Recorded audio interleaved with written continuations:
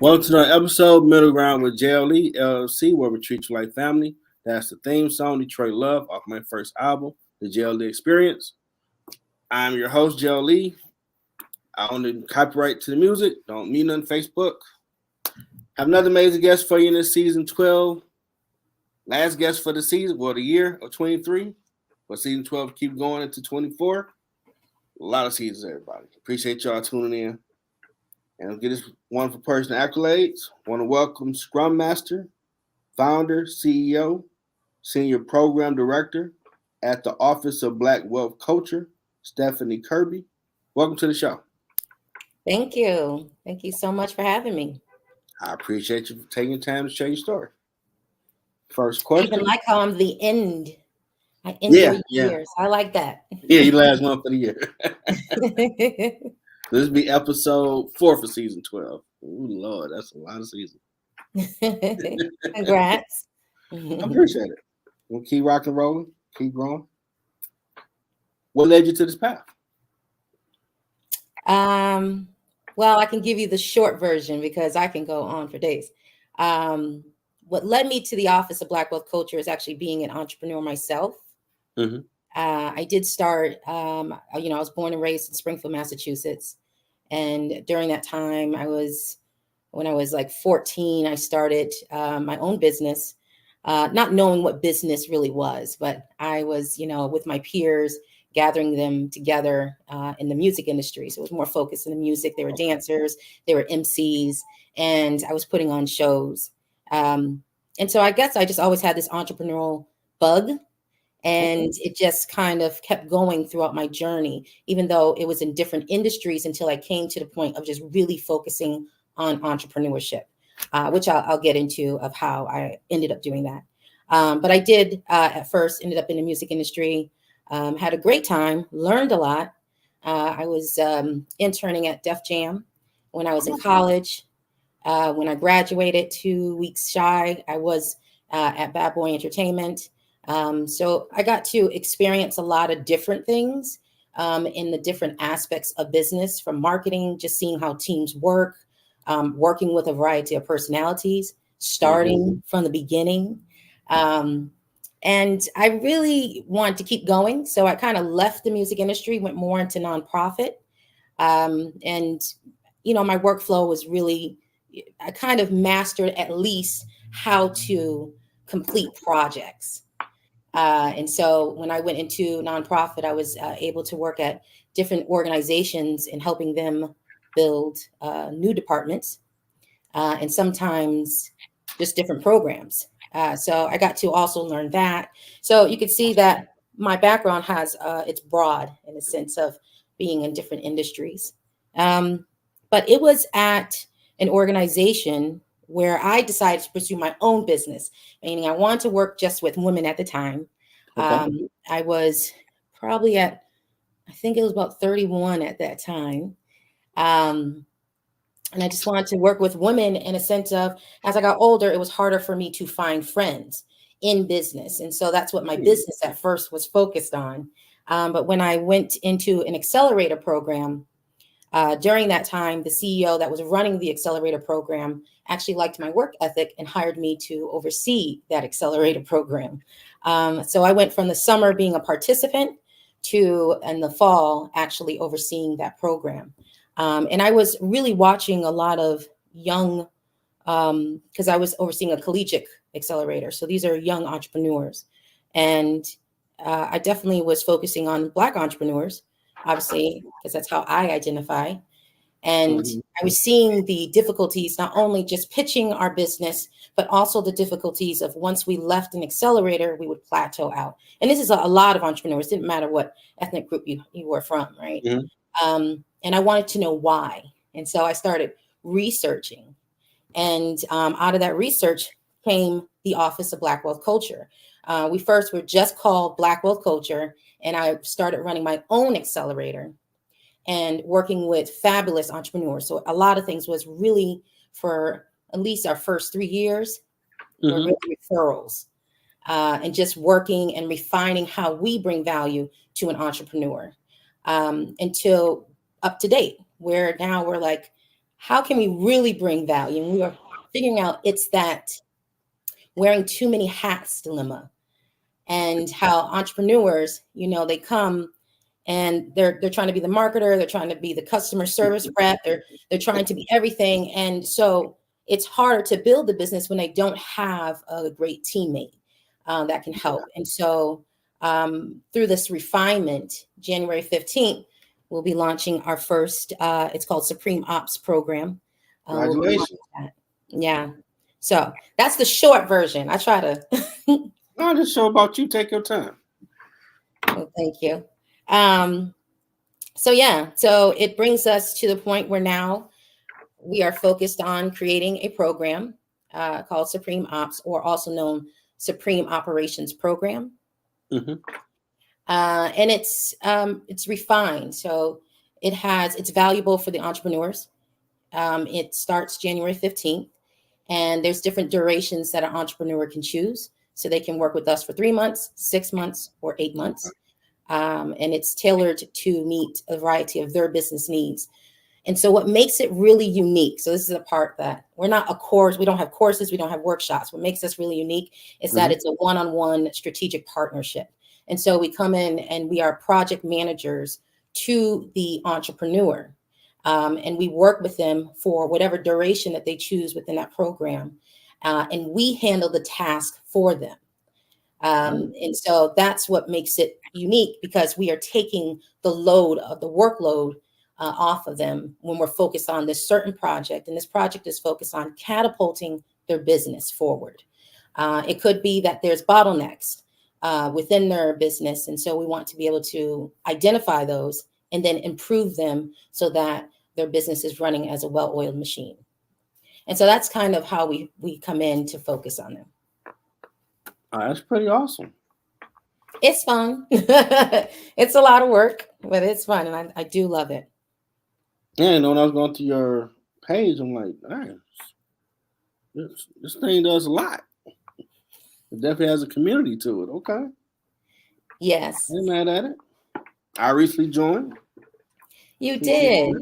Well, you're in our waiting room, which is so anyone that haven't been like a participant with us, or we haven't worked with them directly, we do invite them into the waiting room, the one that you're in on LinkedIn.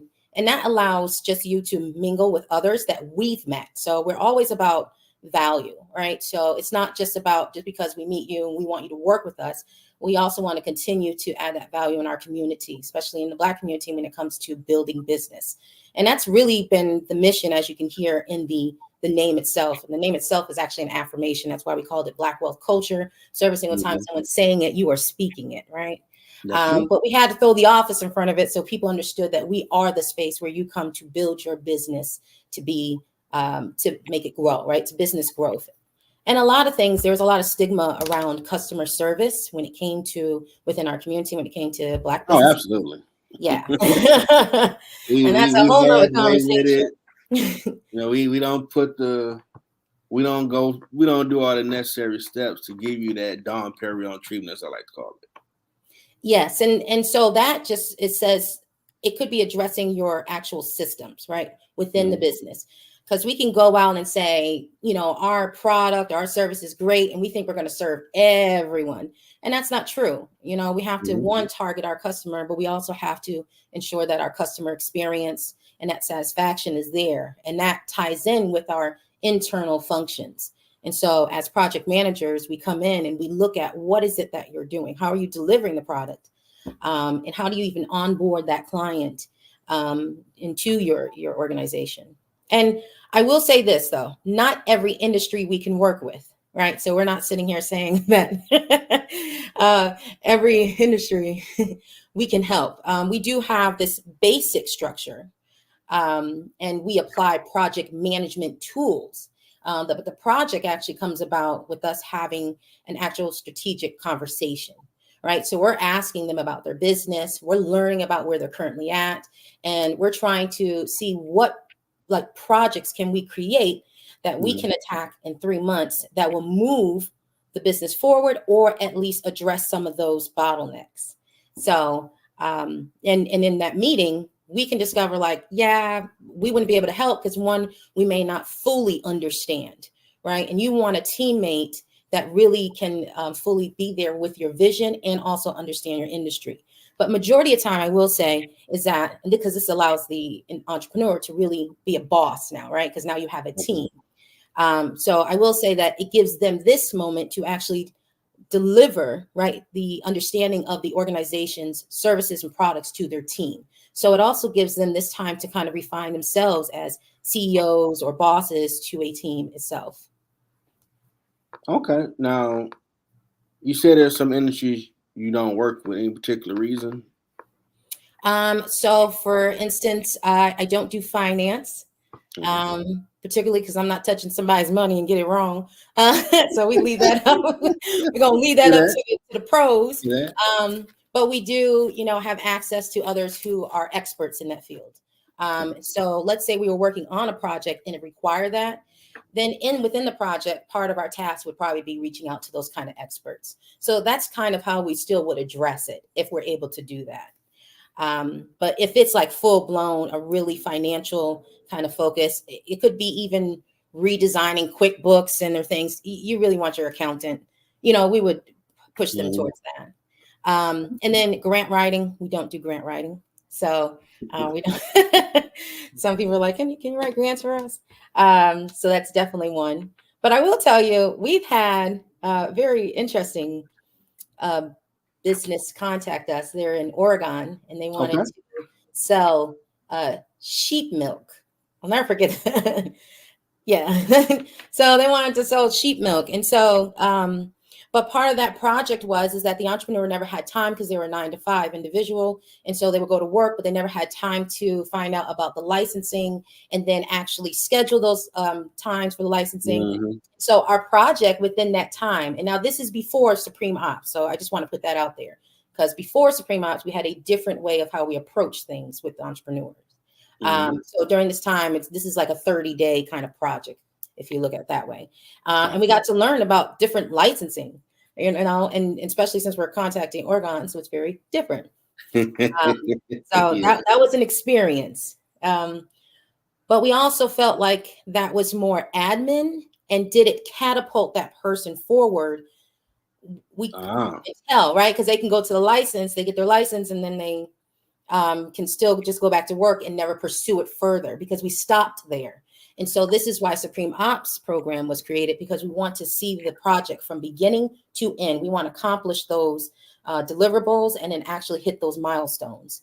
So basically, just to give example, let's say someone doesn't have a client management system, right? They don't have a way where they document their leads coming in, and also just staying in touch with their clients once they've serviced them. How do they follow up? And that's ways for them to upsell. So they don't have this kind of system. We would say, let's focus on creating that system in 3 months. So at the end, we want to see that system up. So we have a completion. And so that's kind of how we work now. That's awesome. And those are some things that a small business owner, entrepreneur probably don't think about.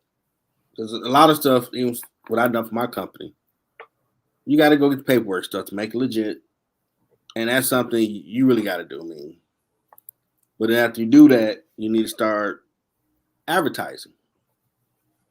Use Canva or go live on all your platforms. Let people know, hey, just open my business. We're ready to go. This is what we're selling. This is the pricing.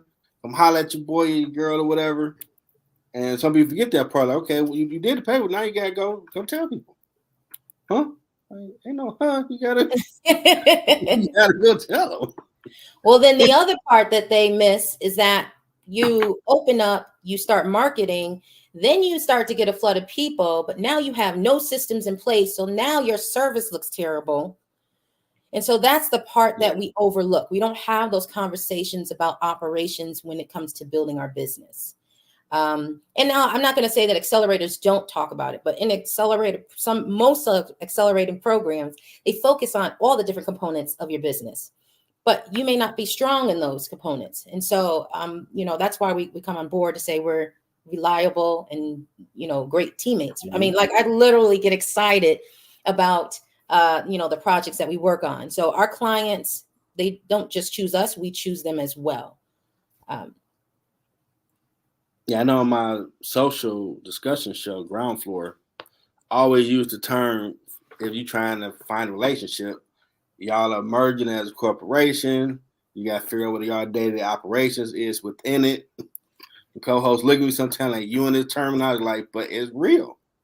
Yes. Some conversations got to be had so you know what's what. So if you got a business, you do need to think about it. You got the inventory. People say, I want to buy what, or how you going to keep track of it. Some tedious things you got to start having in place so you are a legit company. So when they yelp or whatever about you, A1. Not typical, and not saying all black companies are like this. That is very true. Not There's to say a lot that. of great companies that are first class Dom Perignon treatment. But the Yes. stigma is if it's a black company, man, that's Ray and Julio spot. That thing is garbage, man. You're gonna be there for 5 hours to get a pop. Like, come on, man. You may have one bad experience, just assume everybody is saying that's not true. I mean, we've been to restaurants where you're like, what, cook, just, who's the cook in the back today. You can go to different culture stuff and experience the same bad service. But with our culture, for some reason, that one bad experience, all black businesses, don't do it. Don't mess with it. Don't do it. And that is very true. Because it's not true. It does do that. Automatically, actually. Yeah. When we have really good businesses, though, I mean, there's a lot of businesses that's been around for many years. So, I mean, that's just the stigma when something happens within our community. It's like all of us. Mm-hmm. And like, we're not monolithic. We're just because Roscoe's chicken and waffle was bad don't mean Ray's chicken and waffle is bad. Right. You got to go find out. Nah, man, they all bad. Trust me. And that's what you out here marketing in your conversation with people. They're like, dang, well, he seemed very animate. Maybe he right. And you putting bad juju out there on people. That ain't even cool. That is true. I mean, we all have to remember we shouldn't have that stigma because anyone can start a business. Anyone can start one, right? So it's a matter of keeping it going. And the biggest thing I learned in business school, customer service is the lifeblood of a business. Yes. If you start with Dom Perignon, I don't care if you had to go borrow from the bank, you need to keep it Dom Perignon. Don't drop off the Dollar Tree. They're going to talk about you. Like, wait a minute, we've been doing filet mignon. What? We got Spam now? What? I knew y'all was bootleg. Once I get out there, it's going to be hard to drop it away. Well, you said something when you mentioned bank too is another issue that we always found. So a lot of people will always say, I need money for my business. But if they receive that money, they don't know what to do with it. Yeah, they haven't, prepared themselves on how to utilize it. And so, that also goes down the drain too. So that's another reason why we also approach it in project format as well. So things are easier and we know that we're focused on something and we're going to get there. And I recommend anybody, if you want to be an entrepreneur, since we have technology, a lot of colleges that have a business school, just type up intro to accounting or whatever. Someone put their class on YouTube and just listen, sit in and listen to get an idea of how the day-to-day operations of a business work. So you got some working knowledge because if you don't do it, you're going to pay someone to do it for you and depend on the right person. Man, that's like $3,000. You want me to do what? You calculate, carry the one. Yeah, that's $3,000. And you're like, that's a little steep, but you want me to do all of this grunt work and implement. So yeah, that's the fee. And you pretty much, just sit in. And I did it when I was struggling with counting other stuff, man. This dude talking jangles. Let me see this cat. Oh, I get it now. Okay. So I'm graduating. I'm figured out. Look at crook. I'm getting up out of this janitorial uniform. Ain't nothing wrong with it, but I want options. And I would do it. And sit there for, let's do 2 hours. Oh, well, we're going to, sit through a boring 2-hour movie. Let's go. Let's be working on something else, but listen, like, okay. So that's what that meant finance. Got it. And it's out there.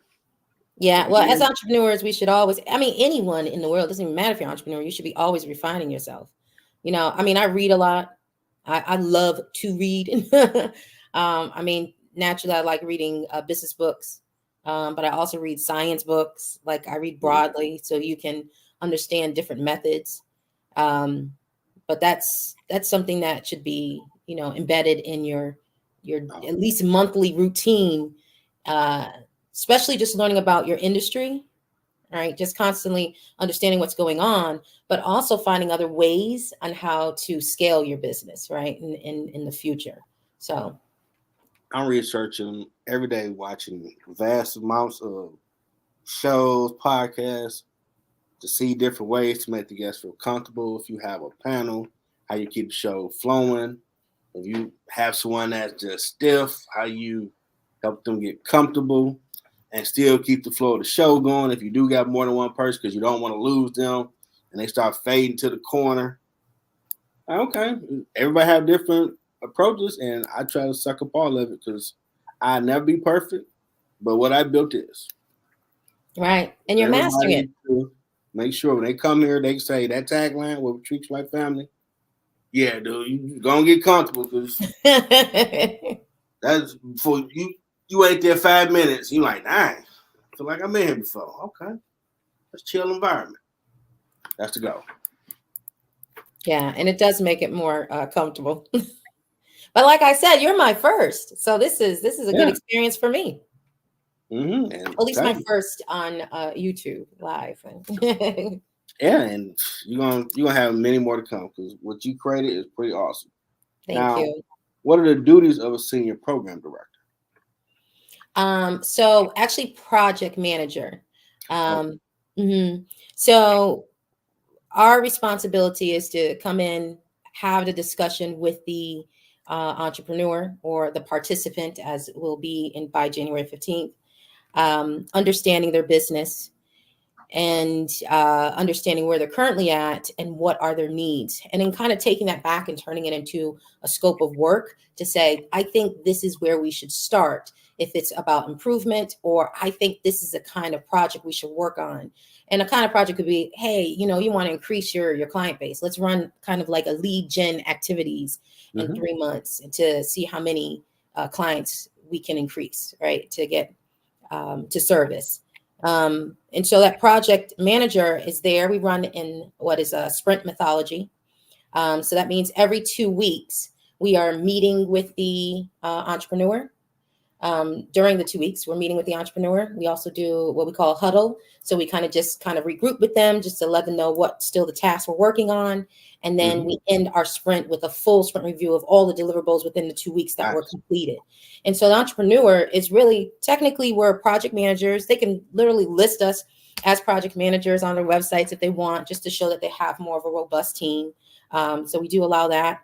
Many of our entrepreneurs, we have their, company email. So we work alongside them as if we were hired through them, but obviously we're outsourced. And so our responsibility is to handle the task, the workflow within that project. And their responsibility is just kind of to monitor it with us, right? They're there because at the end of the day, when we leave them, they may change things. And so we may need to pivot in the project. That happens a lot with entrepreneurs because when they go, they're like, you know what? I don't even want to do this no more. I got a whole new product and this and that. And so we've had that many times. And so we have to sit back and we do a lot of brainstorming sessions. And those brainstorming sessions, we also question, we tend to play devil's advocate with the entrepreneurs because sometimes they'll see something and pivot very quickly and not understand why they did that. Right. Or what you were doing currently, if you just were consistent, would have had worked. And so if they do pivot, we have these brainstorming sessions before we revise the project scope. And then we go back in and then we do the task again. And so this alleviates them. So you got to imagine while you're sitting 9 to 5, doing your 9 to 5, we're working on your business, at least for that component of the business. Yeah. So people like to know and shine like, whoa. You're doing this. Wait a minute. You can't just switch up, but it's shiny. I get it's shiny. But you didn't put time in for this. Wait a minute. See if it works or not. Oh yeah. I mean, we tend to pivot a lot, especially, I mean, we're looking at the market itself, right? So things Mm-hmm. really do just happen. But a lot of times we have so many ideas and it's like you want to do everything. And most of us also tend to like look at the future, like we're gonna be big time, we're gonna be serving 500 million people. Yep. So and we're like, okay, we got to bring it down to at least build this foundation and make sure this foundation can maintain that vision that you have, and how do we work to get to that vision. So we're also there because once you get a team, even as you grow, you got to be able to work with your team. You got to be able to manage your team. So this also allows that entrepreneur to start to refine their own skills and team management, because they're technically our boss during the time when we're running the project, right? Like we're doing the workload and they actually see our results. Now, I will say, when you get a chance to change on your LinkedIn director to manager. Okay. And so it's a little more accurate. Thanks for seeing that too.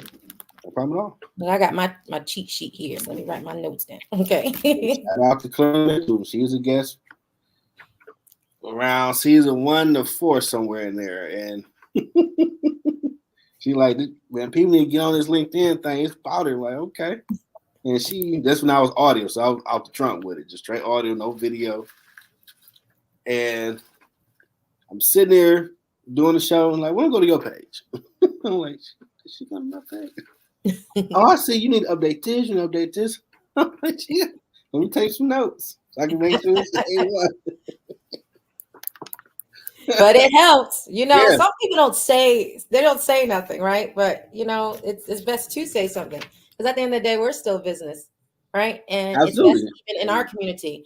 I will be honest with you. I've had majority of our clients so far have been Black woman-owned businesses. And let me say that it is it's like a sisterhood, because I get to learn things so much from them. One, they're very direct, right? Yes, sir. Yes, sir. Like, it's direct, but a lot of the ones we work with always are there to also refine us as well. And so that's how we were able to get to this point. And so I really do owe it a lot to the entrepreneurs that I've worked with, in order to even come to this point, to be able to continue to add value to other entrepreneurs. I appreciate it, because I straight learn you got to update your LinkedIn. Whatever you got going on, make sure it's current. Right. Because people, I'm learning too to check who viewed your profile, because they will go look like, who is this? What they want? Oh, hey, I like what you're doing. I like, oh, they checked your page. Yes. I was thinking about, like, see, she kept saying, make sure whatever you're doing is current, because people are going to look at it and see. And you want to look like, well, if you saying you, and I don't hear it, man, it's like 3 weeks ago. He doing this now. Like, he ain't about that life. Okay. That is so true. I take notes. Like, I appreciate it. I appreciate the love, baby. I pay it forward. Make sure we all type these streets. I have to owe it to, because so as project managers, we have what is called workflow assistants. Because a lot of people go, well, how are you able to handle the workload for me? We have little fairies in the background too. So we call them workflow assistants, and they work directly with us to help on those projects. So technically a person's getting like kind of a 2-in-1, right? But the client facing part is the project manager. And anything confidentiality is only the project manager that works on it. It's just those smaller tasks that the workflow assistant is able to assist with. Absolutely. That's cool. Now, Spidey sense tingling. You ever thought about doing a book? I have, but they never wrong. They never wrong. I think I'm still at this, I guess in my journey, I'm still at the spot where I want to see the entrepreneurs that I work with. I want to see them hit a certain level before I can write that. If that makes sense, to write the book. Absolutely. So I definitely have thought about it, but I want to be able to say in my book that, working on these different projects, I've seen people hit their $1 million and up. right? Like I want to be able to. And right now we're working with entrepreneurs that are really in that they launched growth stage, right? So they're still growing and we're working with them. But what makes us also unique is majority of our clients stay with us up to 3 to 4 years. Okay. So we've been active for 7. So imagine 5 years from the accelerator has been with us. And that's around the time frame I learned the business school of Wayne State. 4 to 5 years for a company to be stable and profitable and start hitting its stride. Yes. And I've heard Ice Cube say on the show before, and I asked him about him doing the basketball league he created. And just pretty blunt, if you don't want to give at least 5 years of your life to something, don't do it. And look, they kind of like explain. It's going to take a while for any business to get a fan base, catch on, the marketing, sponsorship, whatever, and then start being profitable. It ain't going to be the microwave in 2 minutes. Everybody know who you is. Right. You might get lucky on TikTok or these social media spots here and there, but that ain't the norm in business. It takes 4 to 5 years. It does take time. It does. So if you don't want to do that, don't be an entrepreneur. I'm like, yeah. I've heard millionaires come to class say pretty much he just cut dry with it, but pretty much the same thing. You got to see it through. You have to be consistent. That is the main key. I mean, I learned that a lot, through my journey. I've had like 15 different business names when I was younger. I went through so many different ideas. I mean, I came probably to the point where even my friends and family was like, oh, here goes another idea. And that's just what happens with the entrepreneurial bug, until you really find that sweet spot, right? That spot that really, a lot of people would say God kind of led you there. That's what I was kind of saying in the backstage part. Yeah. My position where I'm at is a supportive role, right? So I'm working with entrepreneurs who are building their own business, and they're out there in the world, right? I mean, some of them are on stages talking to people. So we are working with a plethora of entrepreneurs at different levels. And there was a time where I actually even struggled just going, well, I'm a leader and why am I not on there? But what we naturally do is the back end. We're kind of behind the curtains, helping the entrepreneur get there. And I struggled with that a lot at first, because I wasn't really focused fully on what I was there for, until I finally realized that that's the value that I brought. And so once you really understand your value or your value proposition, as they speak in business, then you're just like, you're on the road, you're doing it. And ever since then, when I accepted that and understood, because supportive does not mean that you're not a leader, you're just leader within that role and you're doing it well. And so that's what we do. Yeah, you got to understand your why or your purpose or whatever you want to call it that you're doing, and be comfortable in it. Because stuff I do, like, dang, they ain't blown up yet. Everybody, this person, but everybody's journey ain't the same. So why you caring about who's show doing that? You focus on what's yours and make sure that's the best thing you doing. Because when it's your turn, are you ready? And we get lost in looking. Don't worry about them. You focus on yours. Stay straight. That's right. Your time will come. And if you going through all the steps, make sure you got your vision, got people like you to make sure everything is laid out and foundation strong. When you get your turn, okay, I got this $40 million deal with you. I'm see what you're doing. Woo. Let's go. You ready to throw that ball like Joe Montana, Jay Rice, somebody touchdown. Like, hey, and outside's like, how do you do that so fast? Like, I've been grinding all this time. This ain't I just made up something that's got a touchdown. We've been doing this. People love to see your success, but don't see that journey, that struggle. Getting out the mud is a process. It is a process. I never see that part. They just see, you got a Cadillac, you got the man. You know what I'm saying? My hands in these mud, figuring this thing out, right? Tweaking it. Like, you ain't see none of that, huh? No, no breaking the nails or nothing. I ain't seen none of that. I'm doing one of these mud the days right where here, you crying. Ain't seen none of that. That's why I wasn't hanging out with you, because I was in that mud getting this thing together. I can offer you a job. You know. Yeah.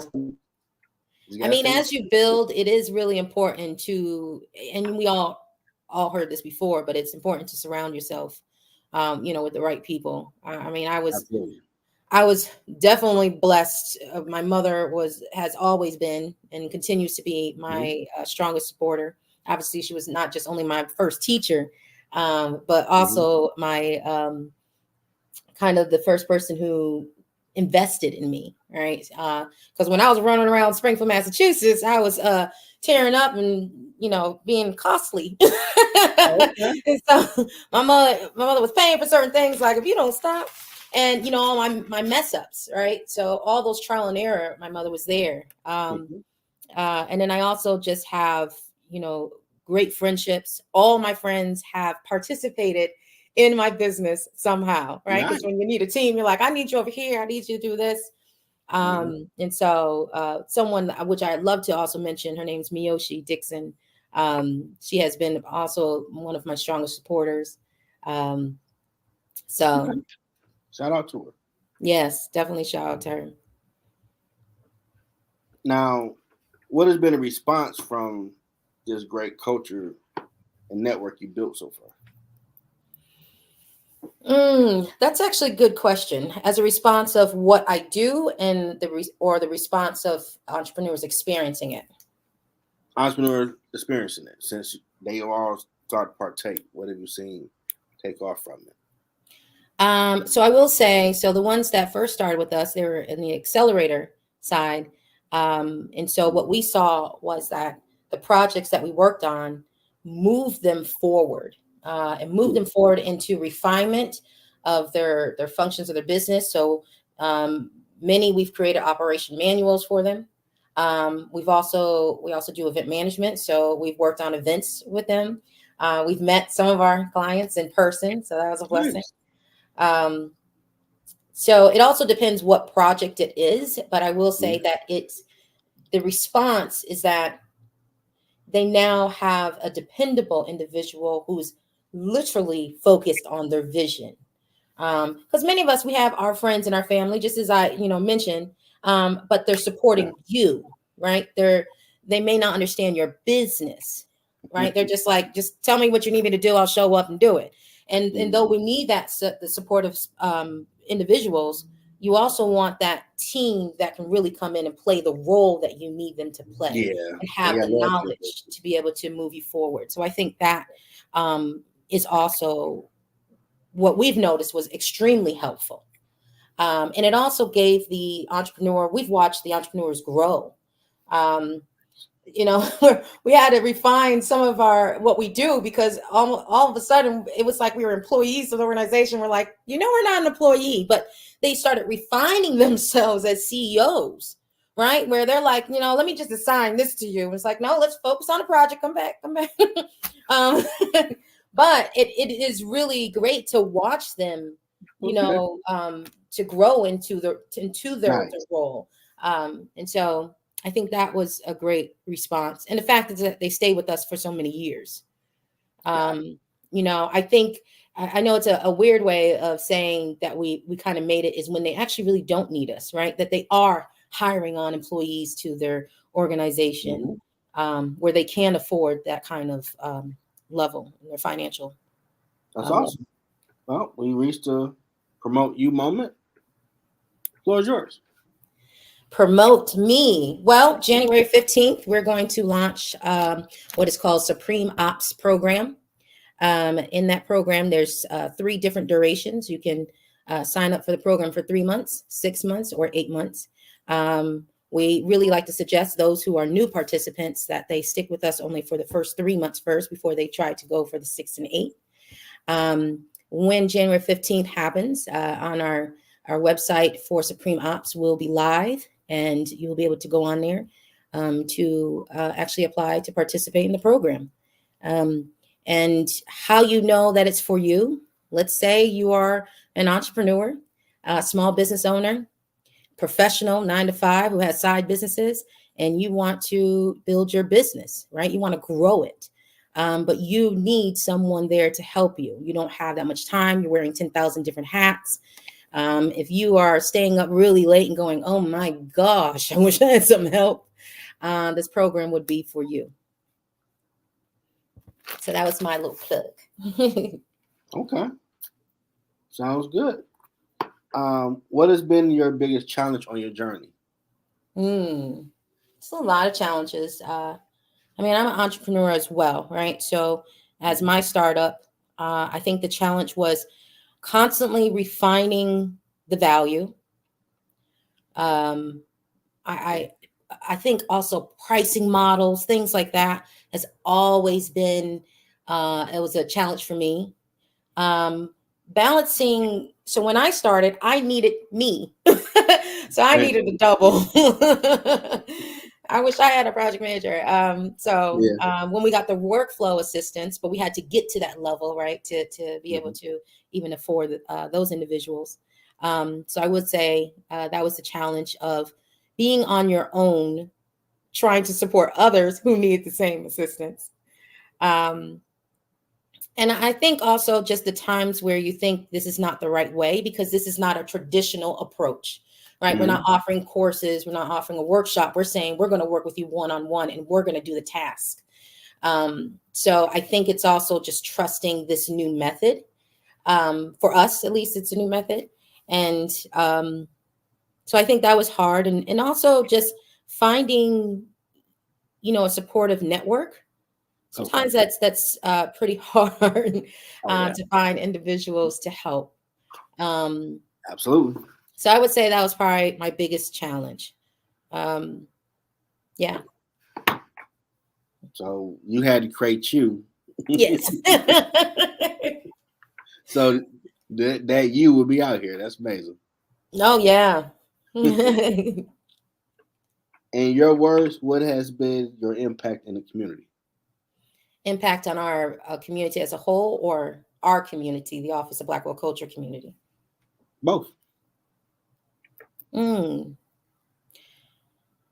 So I can only kind of answer from how I feel we've impacted the Black community in general. I'm going to say, because we work with so many women entrepreneurs, I feel like we're kind of contributing to helping the family grow, alleviating some of that workload so they could have more personal time, that self-help. So I feel like that's the impact, but also the fact is approaching it in an operational way, looking at business differently and bringing that to the community so that we can create or maintain businesses in our community and see that in the future. So we're kind of contributing to the future growth of our business. And then I guess that's probably the same impact that Black World Culture has been making itself and alleviating that stress that a lot of us have. It's amazing. I keep hearing that not too many men are starting. Yeah, you want me to tell you what?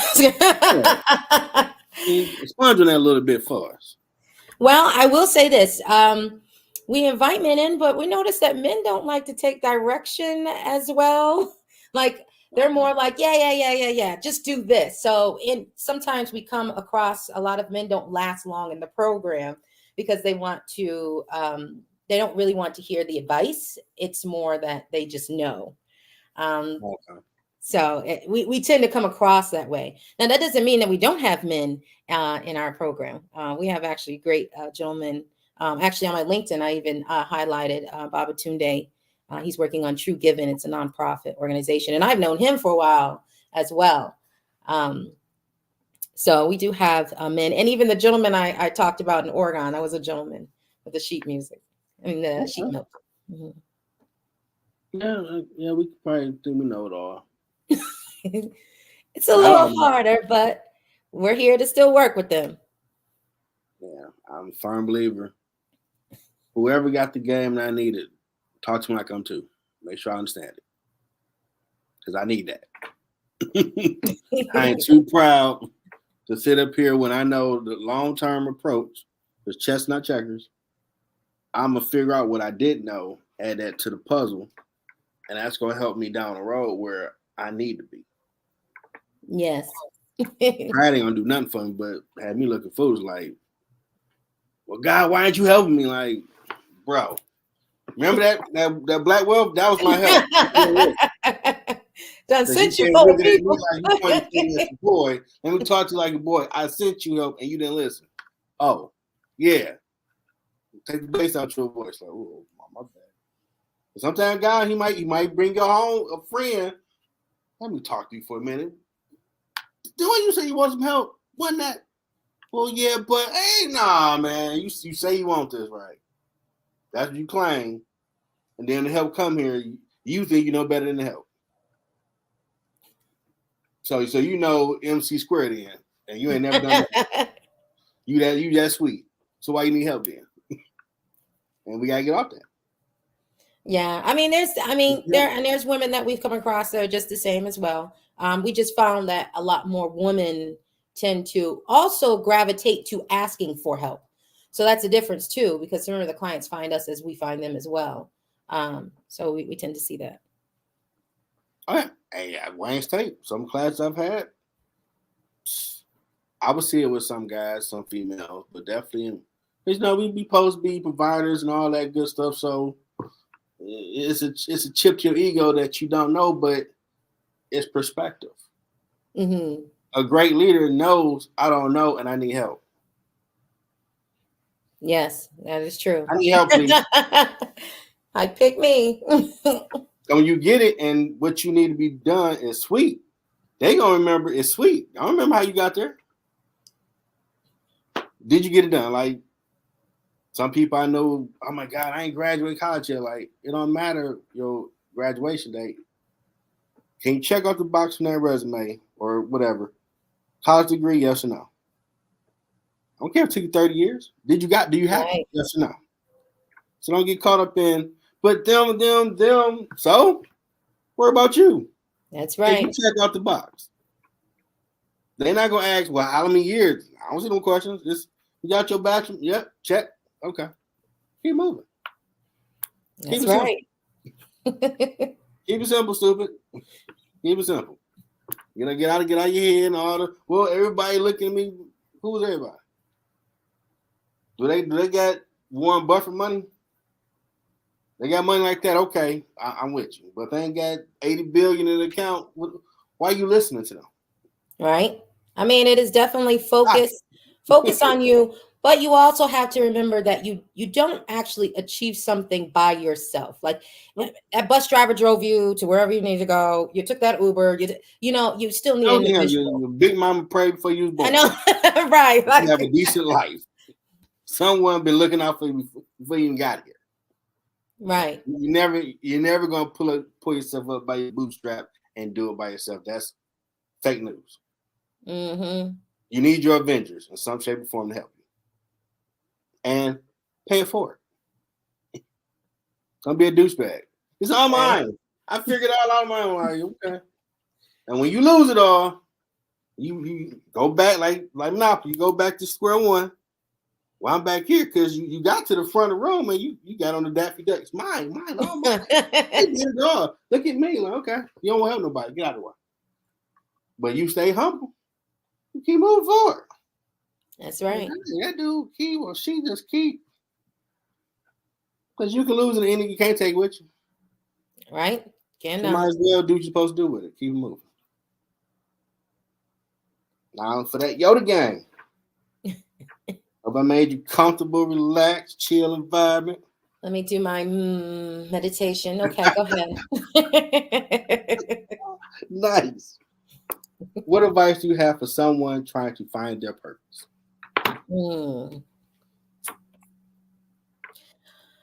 I'm going to use obviously I can only use what I have.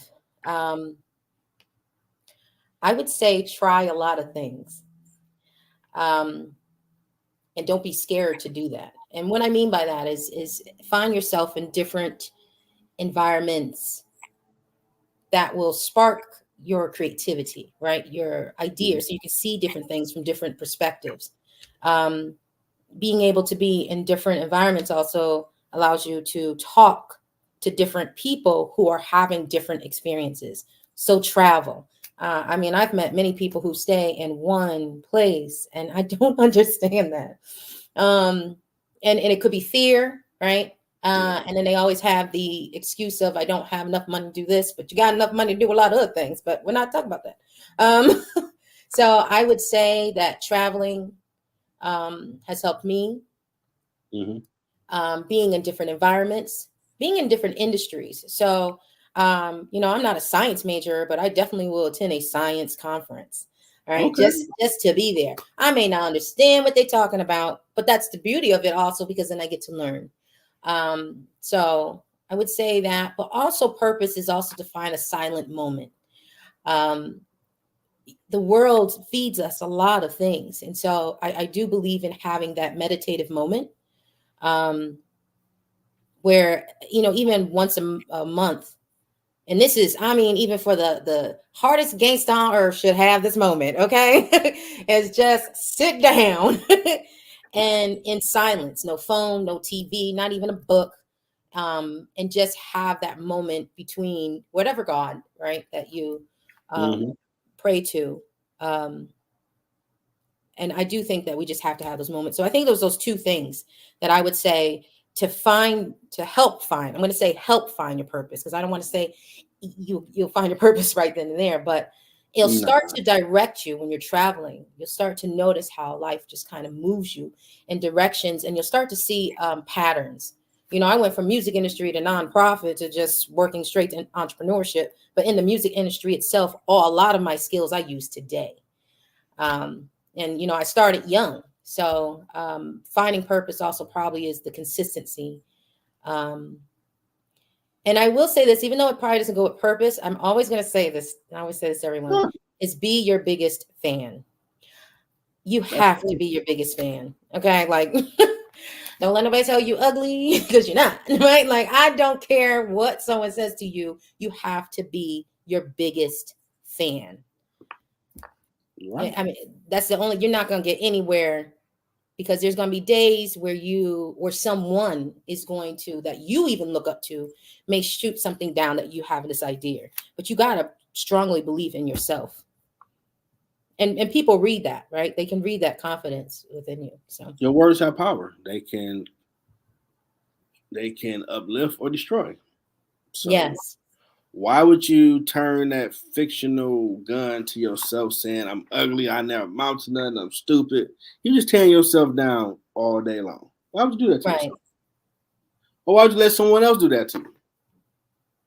Shut up, leave me alone. I can do anything through God, Christ who strengthens me, or wherever God I got. Or if I try. Say that. And hopefully you might start getting friends that are like, you want to be an astronaut? You can do it. Let's start looking at what you need to do. And if you got people that say, "Oh man, you can't come from the hood and do that," delete them. You're fired. Get out of my life. Right. They don't mean you're no good. They're gonna say that to you. If they your people, hey, do it. See how far you can go with it. Yeah, and it's them the real peoples. It's okay. And this is why you have to be your biggest fan, because as you go through life, you're going to pivot. I'm not talking about just being in business. I'm saying personally, you are going to pivot. So you may want to be an astronaut, but then all of a sudden be like, oh my God, I think teaching is the best. Right? You're going to teach astronauts. Yeah, right. You might be better at teaching them how to do that thing. But you do have to be consistent on something, though, in order to figure out if it was right. All right. So don't just show up and because you tripped and fell for the first time, at least about 10 more before you be like, oh, this is not for me. Like you can feel that. Yeah. But a lot of us, we tend to, give up really quickly. And that's not healthy at all either, though. That's true. If you start something, you need to finish it. That's what I was taught. So at least okay, that didn't work, move on to the next thing. Mm-hmm. So you won't get a habit of always starting and never finishing. So that becomes a character trait you don't even realize you're developing. Yes. You'll never finish nothing. And that's not even good for either, because you got all these halfway talents, but nothing solidified because you ain't checked off the box that you did all the steps for one. So, that don't work. Right. Now, I do have, since you the last guest for 23, Some positive for 24 for the folks out here. 31 countries that's listening. Something positive. Mm-hmm. Can it be like a simple, like, yeah, ain't got to be no long thesis statement for doctorate, nothing like that. Whatever you want to say.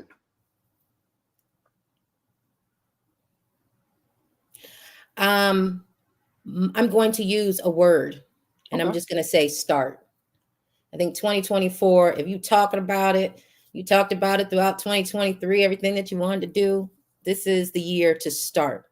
It is that first step that makes a difference in all of us, right? And then I'm also going to add to it, get dirty. Don't be afraid to get dirty, right? Let's have some fun in this. You ain't lying. You're not lying about that. You learn a lot in that mud. Well, no, I know if anybody watching this, like, man, that dude, he been doing that. Nah, it got it out the mud where you think this is this Dom. It took a while to go Dom Perignon. It didn't come out like this. Right? Don't believe that. I never lied to you. It took a while. Trial and error. Well, I appreciate that word for 24. Start and get dirty. Get it out the mud. And awesome knowledge you passed on whoever watching. I appreciate 31 country listeners, all age demographics. Just to help you figure out what you're trying to do with yourself to start on it. Over by 25, you make strides in it. Yes. So I want to humbly thank founder, CEO, senior program manager of the Office of Black Wealth Culture, Stephannie Kirby, and future author, sharing her journey. And it's been her first time. I hope we rolled out the red carpet, the filet mignon, the Dom Perignon, all that good stuff going to the new year. That we live by Thailand, where we treat you like family. Thank you. Thank you. Thank you so much for inviting me. And also even thank you to your listeners and anyone that even watches this in 2024. I'm saying hello, and hopefully you'll find me even during that year. Hey, it's going to be a replay episode. If they ain't feeling it, like, that's a good one. Damn. We good to go. Let's go watch cartoons or something. Me time in. You know, I hope you enjoy your rest of your year. Have an amazing start to 24. You're part of Middle Ground Family. If you ever want to come back or you get some shows, just let me know. And I hope everybody have a safe holiday weekend, New Year. Happy New Year. Don't eat too much, drink too much, balance out. Maybe do a few push-ups before you go back to work so you ain't say, oh, my God, I got to go back here. We know it's coming. You got to go back to work. But be thankful you have somewhere to go. Some people don't. And we'll see y'all next year. Have a good one, everybody.